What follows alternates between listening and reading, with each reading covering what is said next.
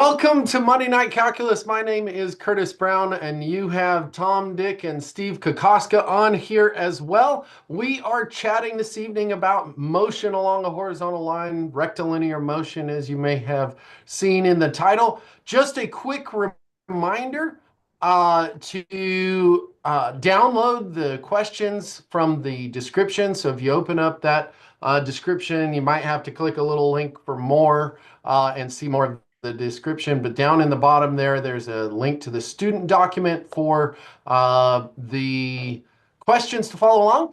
And so I will be posting the solutions shortly after this session ends, probably sometime early tomorrow morning. We'll have those solutions up and ready to go for you guys there in that description. All right, Steve, take it away. All right. Thank you very much, Curtis. How about that? It's great to be back with you and Tom again this evening. Curtis, boy, I hope you've done your homework tonight because we've got some good questions for you. There's some fantastic questions in this. I And know that. I think looking ahead just a little bit, I think there's a lot of good technology in these problems tonight. So let's see what we can do. As Tom knows, I generally like to work out my solutions. I present a lot of my solutions using the TI-Nspire, the CAS version.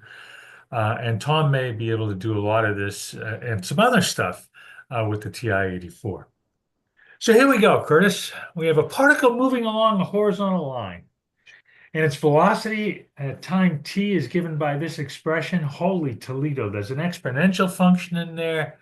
There's a log function in there. There's a sine function in there. And boy, on the AP exam, one of the very first things I think about when I see something like that is to carefully enter that into the y equal menu or store that as a function on my TI-Nspire. So t is measured in seconds, s is in feet. The position of the particle is given by this expression s of t. And we know that the initial position is -7 on this horizontal line. So the very first thing we want to do is find all the values of t in the interval 0 to 8 for which the speed of the particle is 2. So I know that many of you have had the opportunity to look at these questions ahead of time. Let's see, how do we solve this one? Well, the very first thing we need to think about is, well, what is the speed of the particle? And that is the absolute value of the velocity. And so that means I've got to solve an expression like this. The absolute value of the velocity is equal to 2 in this interval. I'm just going to sneak back up top here a little bit. There's an expression for the velocity. If I want to solve the absolute value of v is equal to 2, that means I've got to take v is equal to 2, or v is equal to -2 and solve that. It seems like there's very little hope of me doing that analytically. So this is a classic calculator problem, one that you might see on the calculator active portion of the exam.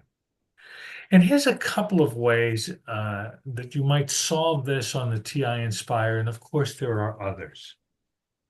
So what I did on the Nspire, the very first thing I did was to define this velocity function v of t, there it is. And rather than use the zeros function tonight, I used the solve function that's built into the machine.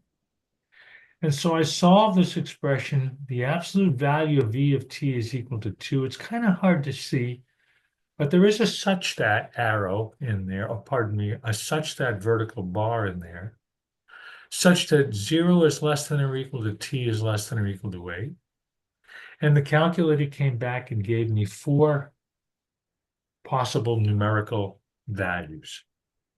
Now, I think in the background here, I have the settings on this machine set in such a way so that I'm getting 3 digits to the right of the decimal.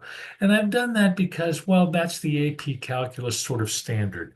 When you report a final numerical answer, we want 3 digits to the right of the decimal, rounded or truncated. I believe the Nspire reports these values as they're rounded. Is that correct, Tom? I'm pretty sure that's what it does. Yes? Okay, good, very good. So Yes. that's one way that I can get these answers, but here's another way, and I might use this way in order to check also. So let's see. On the right-hand screen, I've got a graph screen, and I've actually graphed the velocity function, and I actually went from 0 to 10, and I'm going to put in a couple of extra tick marks here.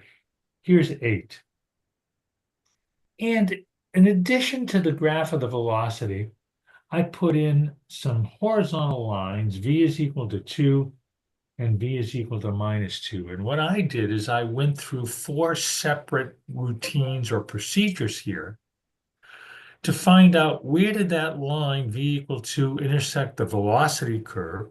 Where did that line V equal -2 so intersect the velocity curve? And with a little bit of luck here, I think I got the same 4 values. There they are, 1.709, 3.8 roughly, 3.9, 4.8, and 5.7 roughly. So very good. There's my 4 places where the speed of this object is equal to 2 between 0 and 8. Nice calculator actor problem. I'm going to go through, if it's okay with you, Curtis, I'm going to go through quite a few of these. I've got lots of questions about this particular particle motion, and then I'll hand it over to Tom. Sounds Yeah. good. In this one, we want to write an expression involving an integral that gives the position function, s of t, and then we're going to use that expression to find the position of the particle at time t equals 6. So the very first thing I'm going to do is write a general position function, s of t. Many of us think of this application as, or this expression as an application of the fundamental theorem of calculus. We also might think of this as many texts talk about the net change theorem. So S of t is equal to an initial position plus its change in position. So it's S of 0 plus the change in position, the displacement, the integral of 0 to t v of x dx. And I just want to point out one thing here. You'll notice that this is a function of t. T occurs as a variable in that upper bound of that integral. And so theoretically, I should be using a different variable of integration in there, and I chose to use x. We've seen sort of the pendulum swing a little bit. Tom helped me in this on the AP exam, where we're being a little bit more rigorous about what those letters, what those variables are. We're certainly being much more careful about that differential. And so I would advise you that if you are writing this, if you're practicing this, if you're writing this as a function of t, I'd like to suggest that you use a different variable in there like s, x or z or whatever. I know that the initial position was given a minute ago on the previous page as -7. So there's my expression for s of t. I'm going to sneak down to the calculator screen just for a second. Curtis, I think this is just so cool. You can actually, on the TI-Nspire, define a function that involves an integral, just as I wrote it with a piece of paper and a pencil, and that's really neat. And so if I want to find the position of the particle at time t equals 6, I can just ask the calculator to find s of 6, and there it is, -1.510. That's pretty cool. Good. Let's try C. Let's see if we can find all the times t in the interval 0 to 8 at which the particle changes direction. And let's see if we can justify our answer. And I may not have written enough here for justification. So Curtis, I may need some help here. We're going to use technology to find the values of t where v of t changes sign. So that to me says, well, you know what I've got to do? I've got to find places where the velocity is equal to 0. Now, I don't know if you can remember back to slide 1 again, but I'm going to sneak back there. What the heck? This is worth it. I'm going to sneak back here and take a quick look at that velocity function down there. And what I want to do is I want to see if I can find places where that velocity is equal to 0. And I just want to think about that for a second analytically. Okay, for t between 0 and 8. Curtis, can you see anything in there if I tried to solve that analytically? Can you see anything, I don't want to say sneaky, but any nice problem-solving technique here that we might be able to use to solve that analytically? I'm not asking for an answer, but a technique that we might be able to use to solve that? Or If we want to set v of t equal to 0, can you describe any sort of technique to find the values of t that make that 0? Do you see anything in there that might help us, might make it easier? And Anything at all? there's, man, I did not do my homework tonight. Oh, all right. Well, here you go. I'm going to help you a little. We've got these three expressions. I'll couple that 5 with the exponential.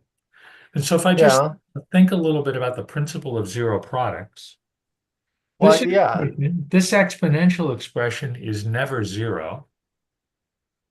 This logarithmic That log is also, is yeah. not zero because t is between T 0. is gonna be, yeah. Hmm. And so that means really all I've got to do is And to solve the sign. solve this. Sine of t squared over 6 is Okay. equal to 0. And how would you do that? Well, you think about what does that argument have to be? Well, it could be 0, Could be, yeah. So you got be pi, pi. 2 pi, 3 pi, Mhm. and I can go through and solve that for t. Hold that thought. Let's go back to part C here. And so if I solve that expression, use the TI-Nspire, remember that I already have v of t saved as a function. If I solve that equal to 0, look at that. T is the square root of 6 pi. Do you see where that comes from? T squared over 6 is equal to pi. How about that? There's a second one, and there's a third value right there. And just in order to get the numerical equivalence, I actually did the exact same expression. Solve, it's kind of hard to see, but I put in a decimal place with that 0 so that I would get the numerical values back. Now, I'm not guaranteed that those are all the answers yet. Those are just places where the velocity is 0. In order to answer this question, I'm actually going to take a look at a graph. I don't know whether or not I could make a good argument by looking at that product of those three functions again. That might be a little bit more difficult, but I'm going to take a look at the graph. So over here is a graph of the velocity function. It's actually between 0 and 10, and I'll put in a tick mark there for 8.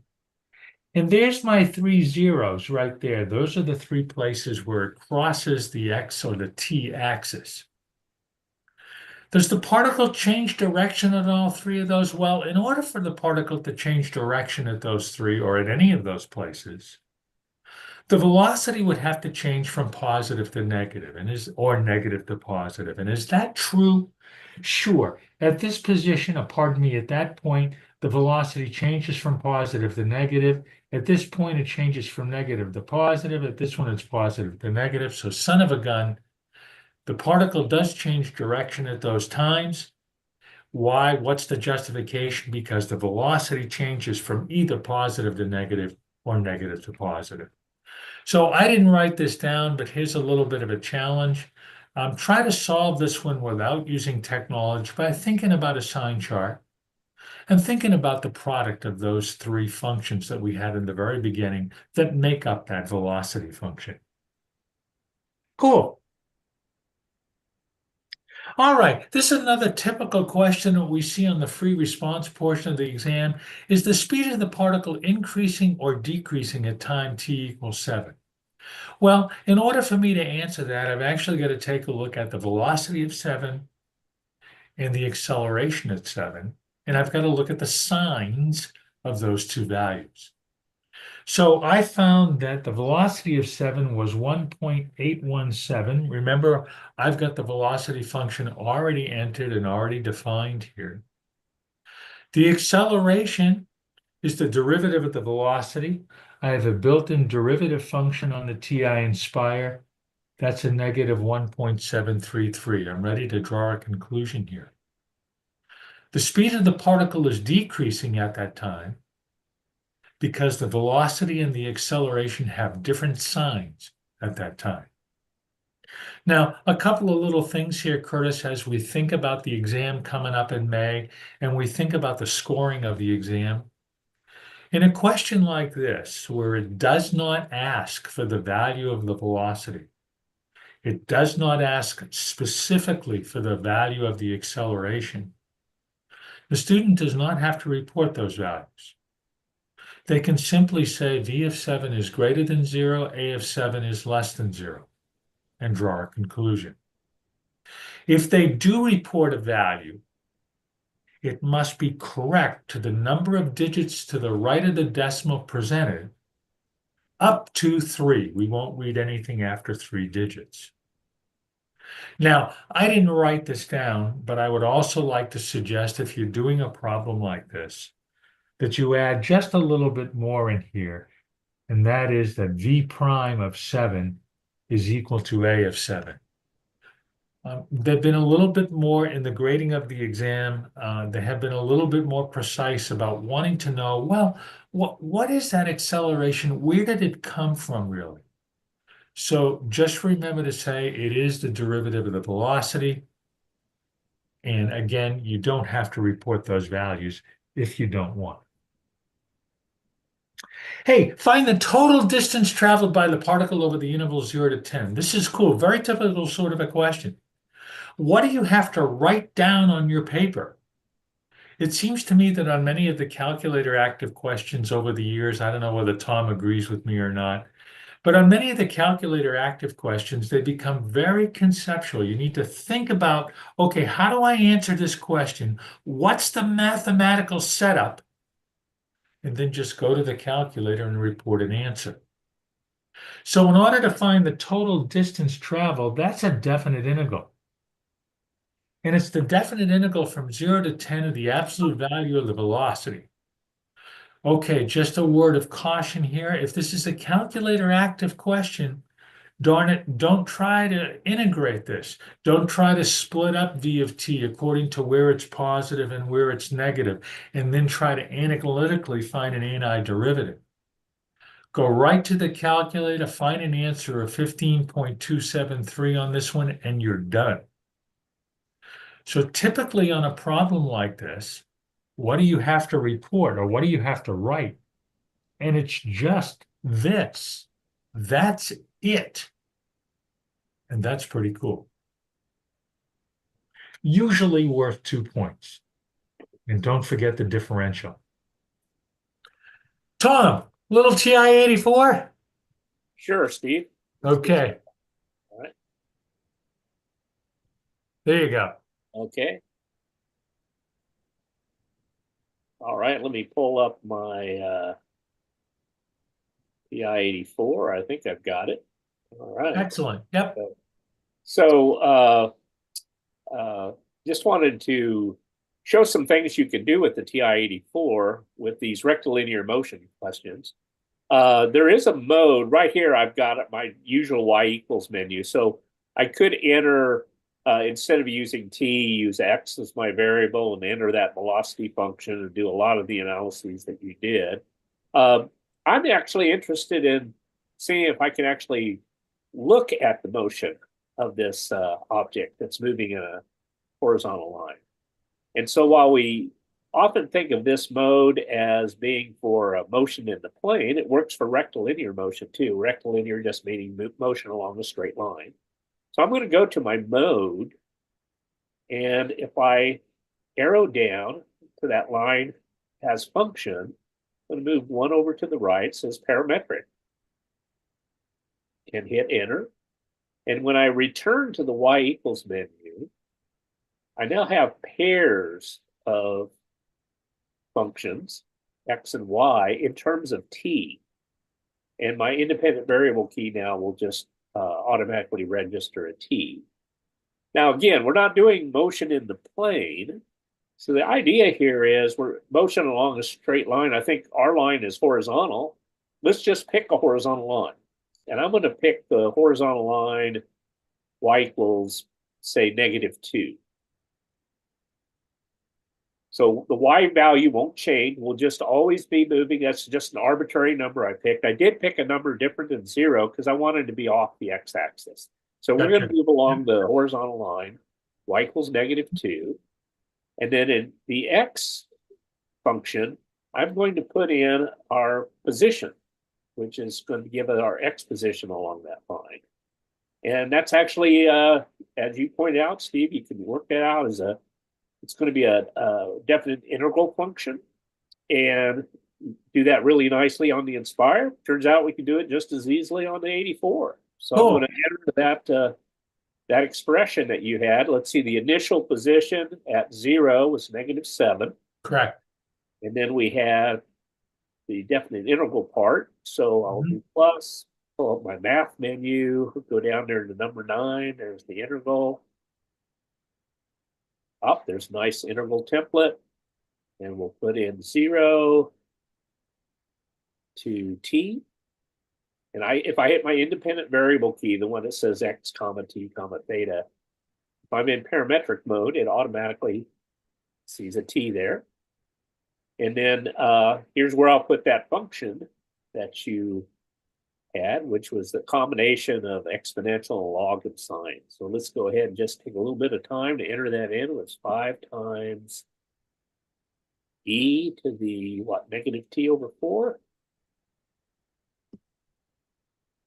Yes. Good. And then times the natural log Yep. of t plus 2. Is that right? Yeah. Good. Very good. Yep.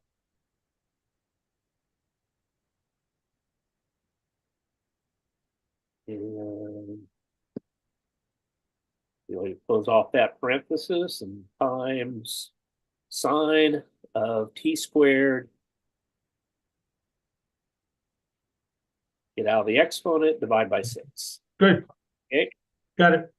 Now, this is not exactly, you made a point, Steve, about this not being the best of forms in terms of using that t up there as the upper limit and also as a dummy variable. But it will work out fine. Strictly speaking, maybe I should have used an x instead of a t in this integram here. So let's see. And that will work, Tom, correct? Yes, this should work just fine. But what I'm asking is, could you use a different letter, like just for the heck of it, if you wanted to use W in there, would that work? Yeah, I'd have to try it just to be sure. I know Okay. I've run into, I think it may be with function references. Sometimes there's an issue with, but I tell you what, why don't we just go ahead and try it out? Okay, so I'm going to actually put in, you said W? Let's try W. Okay, why not? Let's see what Okay. happens. Okay. We'll learn as we go here. So I'm changing every T that I see to a W, Okay. and we'll see if it complains. Okay. All right, and then All I right, cool. also need to make sure that I have a DW on. W. Yep. Gotcha. Gotcha. Okay. All right. Let's enter Cool. that. And now I'm going to try to graph it, see what happens. Let's see if I did a zoom decimal window. I think that won't be quite optimal. That's because we're starting out at x = -7. Mm-hmm. Hey, it looks like it's working okay, except Cool. it started off the screen. So I'm going to go ahead and adjust my window just a little bit here. Gotcha. And if you look in the upper right, you see that it was still running. That's because it was tracing over itself. So let me go to the window here. I had a T-min of 0. Let's see, we were going up to 8, I think. And you can change your T-step. It often defaults to some multiple of pi for trig functions and things. I like to use 0.1. Let me set I'm going to shift over my X-min and X-max a little bit. Let me shift over to -7.6 and 5.6. So I'm just shifting over by 1 unit. Gotcha. And let's graph that again. There we see it starting. And nothing very exciting looks like it's happening. That's because it did turn around. And it's moving along that same straight piece of line. We kind of lose track of where the point is. But when we're done graphing, we can trace. And when we do our trace, it's going to give us the t value, t = 0. There's my x is -7. We really don't care about y because all I did was just pick a number so we're on a horizontal line. But then as I advance my trace arrow, I can see that it's moving to the right, kind of slowly at first. Now it seems to be picking up I'm actually clicking at a fairly regular rate, so I'm kind of getting a sense of how fast it's going. And I think when we get out here, looks like we're getting close to this is where it turned around. And I'm continuing to advance. Now we can see that it's moving to the left. Okay. However, it's kind of and we can jump to a specific t value. For example, if I want to know where is it at t equals 7, I can just type in 7. And it jumps to that value. Oh, that's actually to the right of where I was. So it must have changed direction. But this is pretty nice for kind of visualizing the actual movement of something along a horizontal line. What's really, really nice, though, is you could get a much better sense of what's going on by not using this just kind of solid line type of graph. So let me show you how we can play with that. I'm going to go to the y equals. I'm actually going to move my left arrow and move to all the way to the left. And you can see flashing. This is telling me that I'm going to graph in blue. And it tells me I'm just going to use this kind of solid line graph. So let me hit enter there. And I can see I could change the color of the graph. Blue's fine with me. But here's what I'm really interested in. So what else can we, how else can we graph this? Well, let's take a look. That's a line. Oh, that's interesting. Not sure what that is. There's another one, kind of an open dot. There's dots, thinner dots, thinner lines. So that's lots of different options.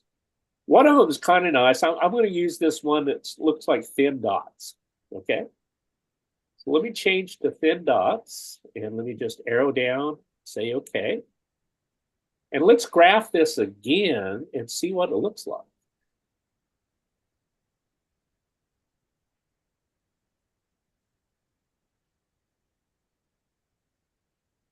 Okay. Hope you were able to see that. That's actually given me a lot more of a sense of how it was moving. Remember, each one of these dots is corresponding to a specific time, but the time was incrementing by 0.1 each time. So it started here at -7. And where you see the dots spaced further apart, that means it was moving faster because each one of those is a time difference of 0.1. So we actually get a sense that it was moving pretty fast in here. And then we did see it turn around, and I think you saw it kind of was oscillating a bit. Let's see, are there other options we can look at? Let me go back to y equals again. Let me move over to the left. Let me try another option here. Let's see. We'll leave it on blue. And let's see. Oh, what's this one? It's got an open circle, and there's a little line here. I'm not sure what this is. Let's take a look.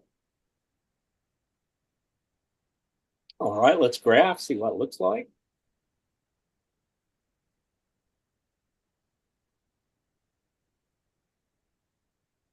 That was really, really nice. There it gave us that straight line, but we didn't lose where the point was. You actually saw it as it moved around. I kind of wish it would actually leave the final position so we knew where it ended up. But you could see, I really like that version of it. And we can always hit graph again. Well, maybe we need to go to y equals first and hit graph again. Oh, I think we'd have to shift something to get it to repeat that. So, well, let's try one more. Okay, I hope I'm not beating this into the ground, but let's see what other options here. That was the that circle with the little line. So that left a trail, but it showed us where the object was each time. Okay, now here's a little open circle that has no little line attached to it. I wonder what this one does. Okay, let's graph and see what happens.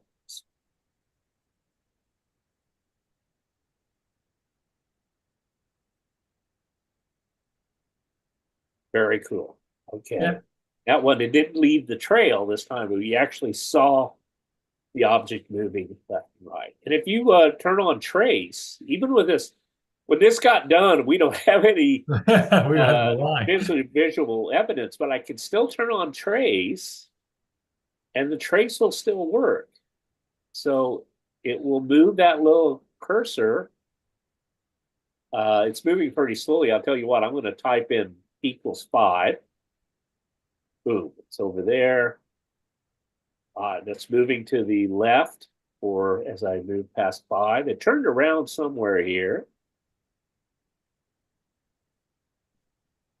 It turned around. So your trace still works. But I think those are really nice for kind of visualizing the actual motion of the object as you're in real time, in a sense, right? So it's very nice. So, Tom, would you try one more thing for me? sure. Sure. Go to the Y equal menu Yeah. and change that back to the line with the 0 after it. Yeah. Okay. All right. Oops, I changed the color. There you go. Which we could, right? Okay. Yeah, that's good. Yeah, That's the one. that's good. That's good. This Now, is what I think may be my favorite of these. oh, I like this a lot. Yeah. And I don't know if this will work or not, but go down to Y1T Yeah. and over arrow over where it has the -2. Yeah. And add in -2 plus. Okay. Let's try T divided by 3. All right. Maybe T divided by 4 would be better. Okay. Yeah, let's try T divided by 4. Now, we realize that this is moving along a straight line. But this, if it's working correctly, this might give us also a little bit different view of the motion. Try a graph on this one. All right. Steve, if I might, let me Okay. suggest something a little different. Let me do x2 of t. Let me make it go to vars for the parametric. I'm going to make x2 of t the same as x1 of t. Okay. And then for y2 of t, I'm going to put in exactly what you said, -2 plus t over 4. That way we'll have both of them. Okay. Okay. All right, let's see what happens here. Okay. Pretty cool. And let's see, how do you want this graph to show up? So remember, we can change. Well, I'm with you. I like that option as you have up above. I think that's a good one. Okay, so let me change that to the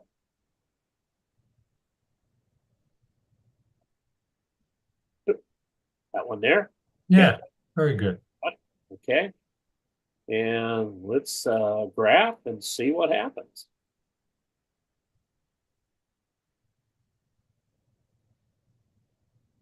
So there's the first one, as we've seen before.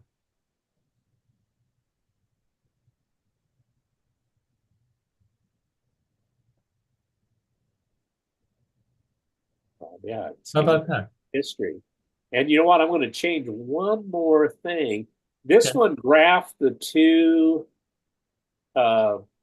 In series, right? paths in sequence. Yeah. So in mode, notice down here below function sequential. Yes. That's what I was on. We can do simultaneous. Mm-hmm. Let's try that. Let me graph again.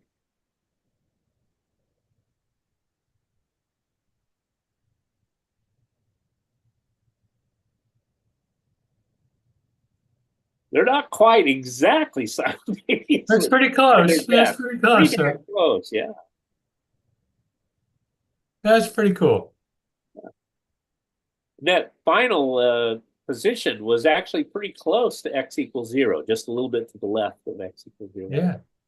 So yeah, I like that. I knew what you were heading for was kind of get this historical thing.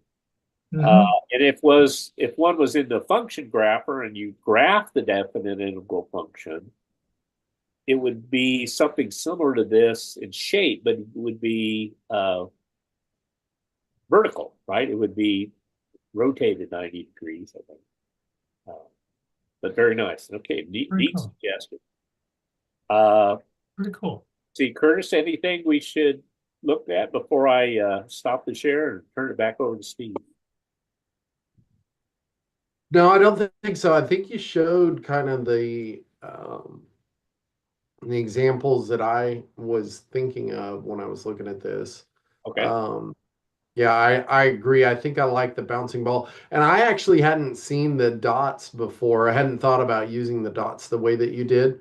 Sean Bird actually called out that looks an awful lot like one of the models that they use in physics for this same sort of concept. Oh, yeah. Uh, that they call a particle model Uh-huh. to represent motion. So kinematics. Close together dots means it's moving slow. Spread out dots means it's moving fast. Yeah. Kind of a Oh, nice very little way neat. to demonstrate that speed. Visually, that spread of the dots is really nice. All right. Okay. I'm going to stop the share. Back over to you. Okay. Okay, thanks, Tom. All right, we're always searching for real world type of problems, Curtis. This one's based on a slingshot ride, or what's sometimes called the reverse bungee. Have you ever been on one of these, Curtis? As a matter of fact, I have. You have. Yeah. On Okay. the top of the stratosphere in Las Vegas, it's the No highest roller kidding. coaster. At the time, it was the highest roller coaster in the US. I don't know if it still is, but Well, this is a uh, slingshot. I don't know if you've ever been on this. yeah. This is a slingshot where you get into this seat and Uh-huh. they pull it back, and it's kind of on a huge elastic. And it shoots you straight up. And it shoots you straight up, and you go back and forth like this. Yep, that's Okay. that's effectively what they call it the big shot. Is that right? Okay. Uh-huh. Okay. Uh-huh. Pretty cool. Well, all right. So we've got some idea about what this is. It's like a giant rubber band. Okay. And the velocity of the slingshot for pardon me, for t between 0 and 9.7 is given in this figure. So I think this is a kind of a neat problem. This is a little bit different. I don't have an expression for the velocity. I don't have an explicit expression, but I've got this figure. And the areas of the regions between the graph of V and the t-axis are labeled. So, for example, this 254 means the region bounded by the graph of V between 0 and 4.3, and the t-axis is 254. Okay, it'll be 254 feet. Okay. So, okay, let's see. At what times in this interval does the slingshot change? That's how to say it, change direction. Well, all right, similar to the problem that we did a little while ago, we have to find places where the velocity changes from positive to negative. So, all right, to answer this one, I just have to take a peek at this graph. I've labeled the places, the points where it crosses the t-axis. And there are, in fact, 4 values of t where the velocity changes from either positive to negative or negative to positive. I don't have an expression for v. So the only way to justify this is by looking at the graph and saying, well, the velocity changes direction, the velocity changes from positive to negative or vice versa at those 4 points, at those 4 times. So at what time in the interval is the slingshot the highest? And how high is it at that time? Well, let me think about that a little bit if I can arrow up a little bit more here. Well, I've kind of made an assumption here, and that is at time t equals 0, the slingshot starts at ground level. So I think some of these are designed so that when you get onto the seat, they actually pull you down sort of underground a little bit. I think others are designed so that the slingshot is at rest up here and they pull it down and then get you in at ground level. So let's suppose you do get in indeed at ground level. Well, I believe that the slingshot is at its highest time at t equal 4.3, and at that time it's 254 feet above the ground. Let's see, why is that? If I integrate the velocity from 0 to 4.3, I get a 254. But how do I know that it doesn't go any higher than 254?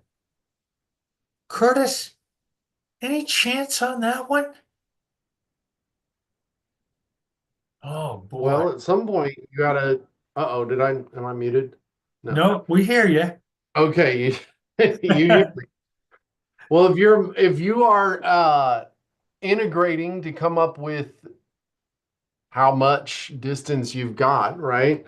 Okay. You've got, I hate to say this positive and negative areas, but it's the only way I can kind of describe it, right?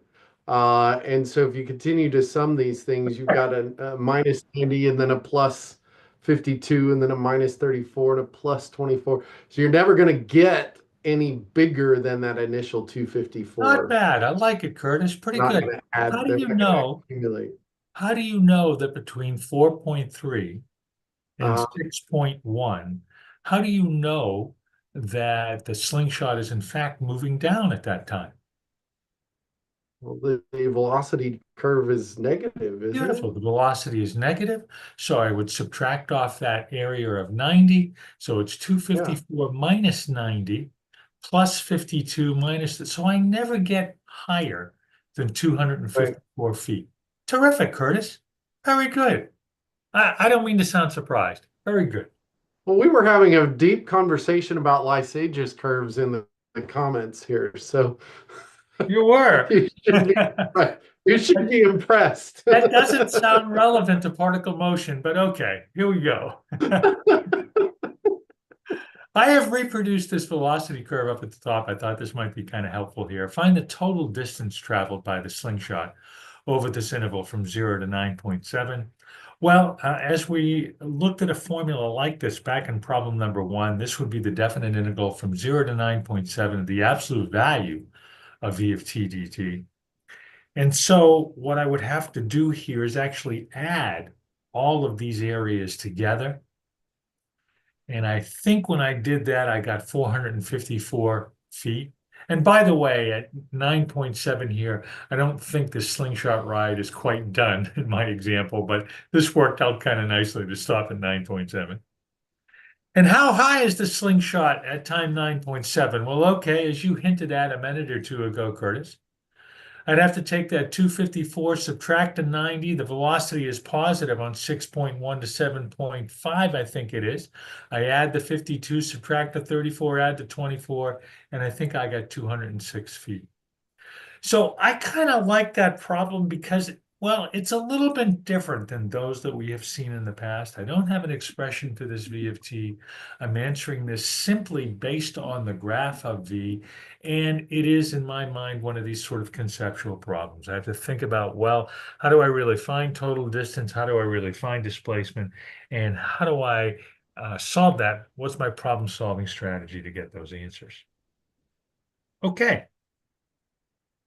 Tom, should I continue with 3 here? Yes, please go ahead. Okay, here we go. So I thought it would be good to do one that's a little analytical too. These aren't lost on the AP Calculus exam. We still see some like this. I still do some of these in my class. I think these are very valuable. I think there's a lot going on in the background. And I think there's some good problem-solving skills here in working these problems. So a particle is moving along a horizontal line. And as usual, its velocity is given by this expression, and this time it's a cubic polynomial. And I went a little bit further here to make this just a fuzz easier. I actually factored out this cubic, or factored completely this cubic polynomial into a product of linear terms. The particle is at position 20 at time t equals 0, so I'm going to scribble a little bit over here so I know that s of 0 is equal to 20. Part A says, well, for t between 0 and 10, when is the particle moving to the left? Okay, so let's see. I'm just going to think about this a little bit. Back in problem 1 from tonight, where we had that crazy expression that we really couldn't work with analytically, we would have to solve something like this by looking at the graph only. But this one I'm going to solve analytically. I've got an expression for v of t, and I've got it completely factored. I'm going to find all the places where the velocity is 0 or does not exist. It's completely factored this way. By the principle of zero products, t is equal to 1, 5, or 8.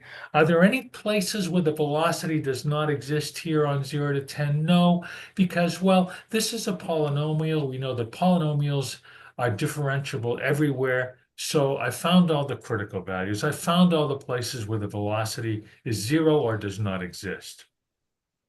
So what I like to do is to consider a sign chart. Okay, can you use a sign chart? Absolutely.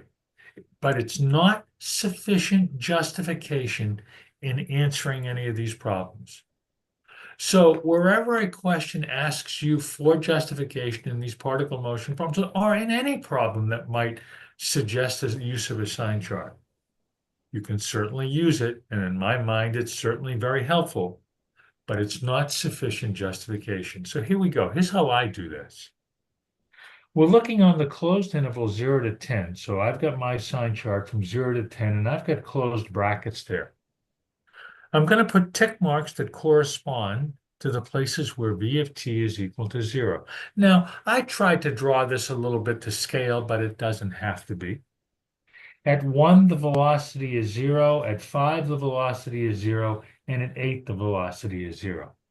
And now what I'm going to do is to put a sign, a plus or minus sign, in each one of these intervals that shows the sign of v prime. Ooh, I think I want to just show the sign of v. How about that? I'm sorry, that v prime snuck in there. I just want to show the sign of v. Now, there are loads of ways to do this. One way might be to just plug in that function v into your calculator, take a value between 0 and 1 and plug it in and see what the sign is. That's okay. Another way that we often do this is to simply argue in general. So if we take a value between 0 and 1, we know that this expression over here is negative. Let's see, we know that this expression is negative, this one's negative, and when we multiply all three of those together, we get a negative. Now, the way that I do these, especially in a problem like this where we have three nice linear factors, when I cross over 1, when t becomes bigger than 1, this linear factor becomes positive and the product becomes positive. When I cross over 5, this linear factor becomes positive and the product becomes negative. And finally, when I cross over 8, this one becomes positive and the product becomes positive. So now I know a little bit about the sign of the velocity. When is the particle moving to the left? Well, when the velocity is negative. I can see that when I look at my sign chart. That would be between 0 less than or equal to t less than 1, and for t between 5 and 8. So for justification here, the particle is moving to the left on those intervals because on those intervals, the velocity is less than 0. Now, Tom knows that I like to back things up here a little bit. I like to take a look at a graph if I can, or at least look at some other way to check this. Here's a graph of this velocity function. Let's see, I think I did this between 0 and 10. There's a 1, 2, 3, 4. There's 5, and there's an 8. And let's see, can I see from that graph that the velocity is negative between 0 and 1 and 5 and 8? Yeah, I can. So I feel pretty darn good about my sign chart analysis. I feel very good about checking that with my graph. I think I've got the right answer here. Let's take a look at B. Holy Toledo, there's a lot here. This is a good problem for 8 o'clock tomorrow morning. Find the total distance traveled by the particle from time t equals 0 to t equals 4. Well, all right. I'm going to think as we did in problems 1 and 2 tonight. How do I find the total distance traveled by the particle? Well, it's a definite integral from 0 to 4 of the absolute value of v of t dt. Let's suppose that this is not a calculator active problem. So how do you do that? How do you solve that problem? Well, all right. The first step I made was simply plugging in that polynomial for v of t. I have an expression for that, but what do I do now? If I'm solving this one analytically, what I really need to do is to think about, well, when is that argument positive and when is it negative? I still remember my calculus teacher from college, Professor Bilodeau, saying, the only way to solve a problem like this is to get rid of those darn absolute value signs. And so the way that I did this is split this up between 0 and 1 and 1 and 4. And the reason is because I know on 0 to 1 that that argument is negative. I know that on 1 to 4 that argument is positive. So on 0 to 1, this argument is negative. How do you evaluate the absolute value? I take the opposite of that. So see the negative t cubed plus a 14t squared minus 53t plus 40. On the interval 1 to 4, that argument is positive, so the absolute value of that argument is just that argument. Yikes, now what do you do? Well, I got to find an antiderivative. How do I do that? I find an antiderivative or integrate term by term. Okay, nothing too bad here. Let's see, I guess it's just a backwards power rule here. Did I get all that right? Minus t to the 4th over 4, 14 cubed, 14 divided by 3t cubed minus 53 over 2t squared, yep, plus 40t. Okay. So sparing you a little bit, I did all of that, plugged in the upper bound, plugged in the lower bound, did a little bit of simplification, and son of a gun, I got the total distance traveled as 391 divided by 6. And here's something really cool, I think. I'm going to arrow up just a little bit. So on my TI-Nspire, I started a new problem. I defined this new function, this new velocity function, and you can actually, on the Nspire, the CAS version, take a definite integral from 0 to 4 of the absolute value of v of t, and it comes back with the exact symbolic answer, which is absolutely unbelievable and cool for us math people. That's neat. I feel really good about this answer. I think I've got one more here, and maybe a question for you too, Curtis. Find the acceleration of the particle at time t. Is the speed of the particle increasing or decreasing, or neither at time t equal 3? Well, we've done one similar to this before. So let's see, the acceleration we know is the derivative of the velocity. So the acceleration at time 3, I'm going to plug that into that polynomial, that quadratic polynomial. I got a minus 4. The velocity at that time 3 I've got as a 20. And once again, in this case, the signs are different. So that tells me that the speed of the particle is indeed decreasing at that time. Now, just to sort of double check that, here's the velocity at time 3. There's the acceleration, which is the derivative of the velocity at time 3. Again, the signs are different. I know that the speed of the particle is decreasing. All right, Curtis, I'm going to give it a shot. There's another kind of sneaky way here that I actually just learned about. The calculator could do this. There's another kind of sneaky way to do this on the calculator without actually computing the acceleration at time 3 or the velocity at time 3, and to determine whether or not the speed of the particle is increasing or decreasing. How do we do that? Any ideas? So the question is, how do we use the calculator? How do we use the calculator to determine if the particle is the speed of the particle? Speed of the particle is, so I was going to say speeding up. Okay, so the speed of the particle is increasing at time t equals 3, and we're not going to use computing either of those values. That is correct. And I'll give you a hint. I mean, So what's the definition of the speed of the particle? How do we find the speed of the particle in general? What do we do? What's the definition for the speed of the particle? It's the absolute value of the it's the velocity. absolute value of velocity So at the time. if we want to know if the speed is increasing or decreasing, what do we need to do with that expression?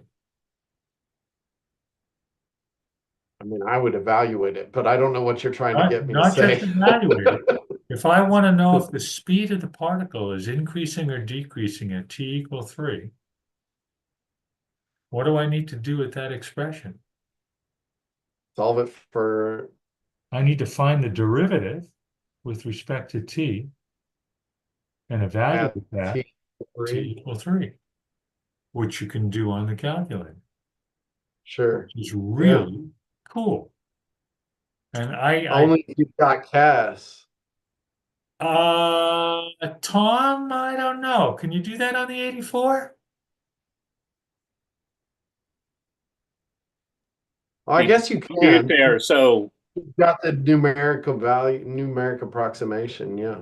yeah, you can do the numerical derivative on that. Yeah. Pretty cool. Pretty cool. And as Tom knows, I actually saw this on a student paper several years ago when I was scoring exams. And I had not thought about being able to do this on the calculator. And son of a gun, it's certainly a valid way to do it. So that's kind of cool. Yeah. And I think That's I had one more in here, and I'll just sneak through this real quickly. Find the time at which the particle is farthest to the right and its position at that time. Well, in order to do this one, I define this position function, and we've seen that already a couple of times tonight. S of t in this case is S of 0, which is 20, plus the definite integral 0 to t v of x dx. So I have to find places where that derivative or the velocity is equal to 0, which is 1, 5, and 8. And I'm going to evaluate that position function at the endpoints and at those values 1, 5, and 8.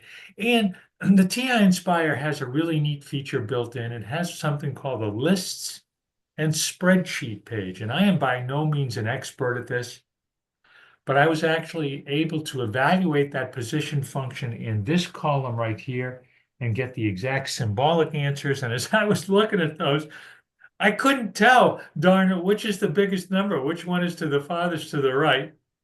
And so in column C, I just converted all of those to decimals, and it was a lot easier for me to see that the particle is indeed the farthest to the right when t is equal to 10 and its position is 103.333. So there's some good problems in there, I think, to do for tomorrow morning. Tom, did you have any other calculator tip here? No, I think Okay. that's a good place to stop. Yeah. Okay, very good. Excellent, Curtis. Any questions that have come in at all? Not really. Mark does ask that a recent question required the students to use the acceleration value. And he was wondering maybe why that acceleration value was being required, the students actually having to use acceleration. Where they could go directly to this derivative of the absolute value of v. Is that what you're saying? Right. Yeah. Right. Yeah. And maybe that's because a student could, in fact, do that calculation, go directly to the derivative. I don't know. Well, here's sort of a challenge question, which we won't answer tonight, but we'll leave as an open question. Okay. Let's suppose we're trying to find the derivative Yeah. of the absolute value of v of t by hand. So without the calculator. How would you do it? And with that, we'll see you in a couple of weeks. I love it. Okay. Email me if you guys need the certificate. I'll put my email in the chat. Happy to have emails. I know I get contact from several of the teachers that watch this, so really happy to have you guys. And reminder to ask your students to join in. Please. There's never anytime, I mean, we'd always love to have students join in and ask questions. Clearly, Steve can pick on me, and your students don't need to worry about him picking on them. I'll be the one that has to answer all those things. Um, and I'll never let you guys know whether I know what he's going to ask or not, or whether I know the answer that he's looking for or not. I like to play it up a little bit. All right.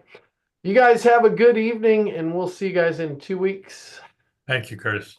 Very good. Thanks, Tom.